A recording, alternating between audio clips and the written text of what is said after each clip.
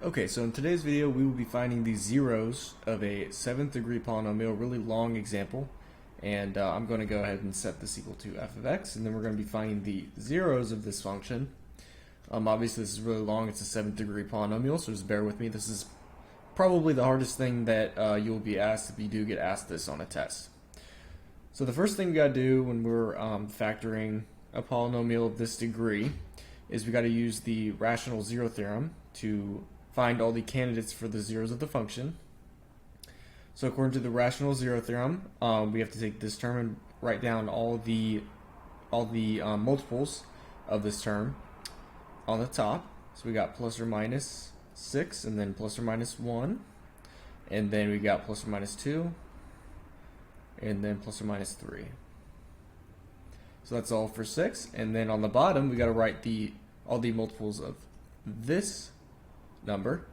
So we got plus or minus 2, and then plus or minus 1. And then after that we have to use synthetic division to see which of these candidates, which of these are actually zeros of the function, to help us kind of break the function down into simpler terms. So the first zero, the first candidate that I will try is let's try -3. Let's go negative. Let's do synthetic division for -3. And if you're not sure how to do synthetic division, Veronica has a great example on how to do synthetic division. So we're just going to write out all our coefficients. Bear with me here. Okay. So first thing we're going to do, drop down the 2. 2 times -3 is -6. -3 minus 6 is -9. -9 times -3 is 27. 27, or -11 plus 27 is positive 16. Positive 16 times -3 is -48. -48 plus 6, -42. This is going to get big very quickly. -42 times -3 is going to be positive 126. -2 plus 126 is 124. 124 times -3 is -372. And then that's going to be -369. And -369 times -3 is going to be, I think it's going to be 1,107. And then 1,107 plus 11 is 1,118. And obviously this isn't going to be a zero of the function because this is not going to pop out with 0. There's no way. So -3 is not going to work. Let's try x equals 3. Let's try x equals 3. So we can see that x equals 3 is one of the candidates because we got a positive 3 here and we have a positive 1 here. So we'll try positive 3. So same coefficients.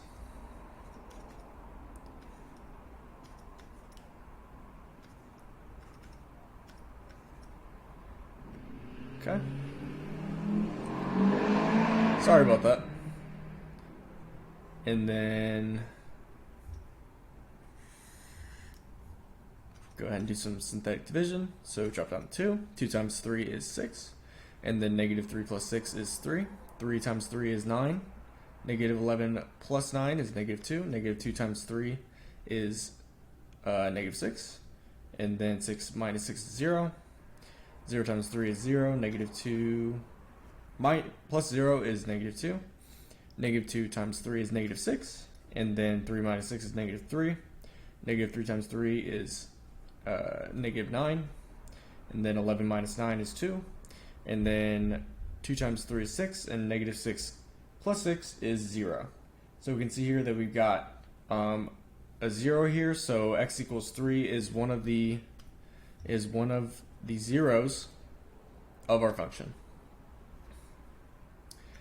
And then after we find a 0 of the function, these can be our new coefficients that we can try. So we can do less arithmetic for synthetic division that way. Okay. So let's try another candidate. Let's try 1. That's pretty easy. We can try 1. Let's try 1. So these become our new coefficients. So 2, 3, negative 2, 0, negative 2, negative 3, 2. Drop down the 2. 2 times 1 is 2. 3 plus 2 is 5. 5 times 1 is 5. Negative 2 plus 5 is 3. 3 times 1 is 3. Sorry about that. 0 plus 3 is 3. 3 times 1 is 3. Negative 2 plus 3 is 1. 1 times 1 is 1. Negative 3 plus 1 is negative 2. Negative 2 times 1 is negative 2. And 2 times 2 plus a negative 2 is going to be 0. So this is another 0 of our function. Another 0 of our function. And then let's try negative 1. Let's try negative 1. That's a pretty easy one. And again, when we find a 0 of the function, these become our new coefficients for our new f of x. So we can just put in 2, 5, 3, 3, 1, and negative 2. And then draw this out. Drop down the 2. 2 times negative 1 is negative 2. 5 minus 2 is 3. 3 times negative 1 is negative 3. 3 minus 3 is 0. 0 times negative 1 is 0. And 3 plus 0 is 3. 3 times negative 1 is negative 3. 1 minus 3 is negative 2. Negative 2 times negative 1 is 2. And negative 2 plus 2 is 0. So this is another 0 of our function.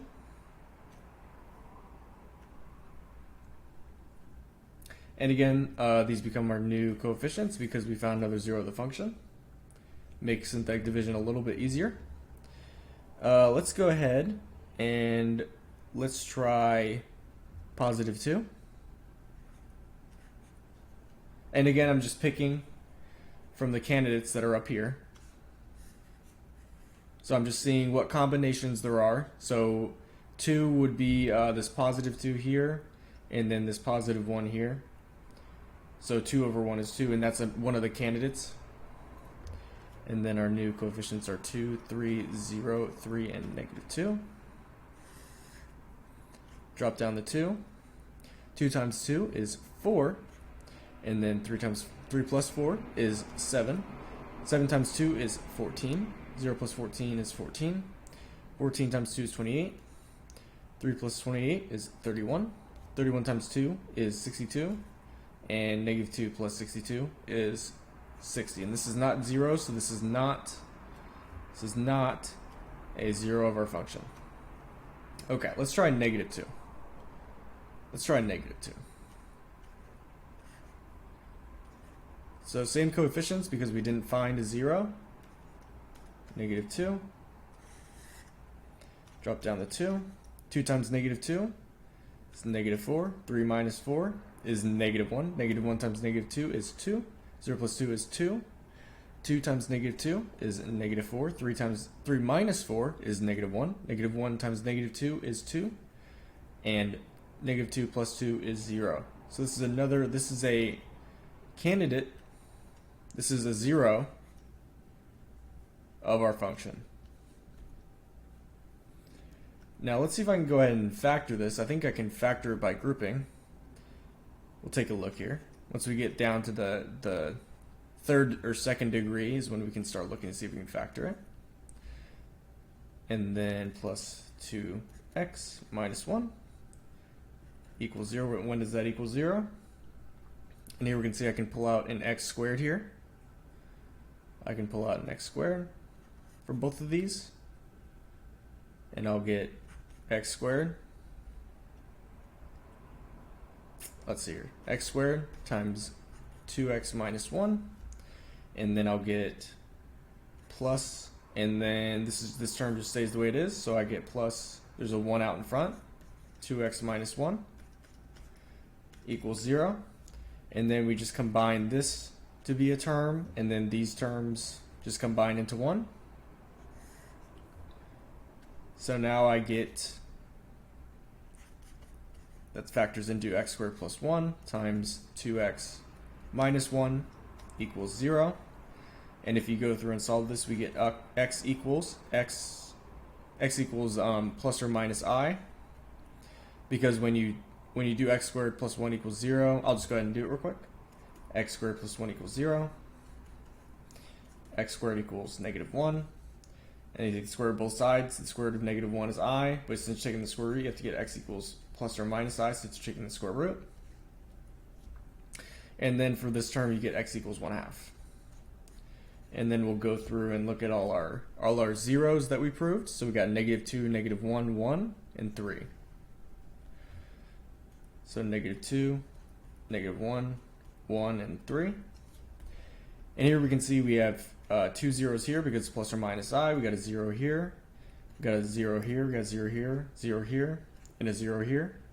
And if you add all these up to 7. And this makes sense because the degree of our polynomial function is 7, so it makes sense that we have 7 zeros. I hope this example helped. If you have any questions, leave it in the comments below, and I hope you guys have a great day.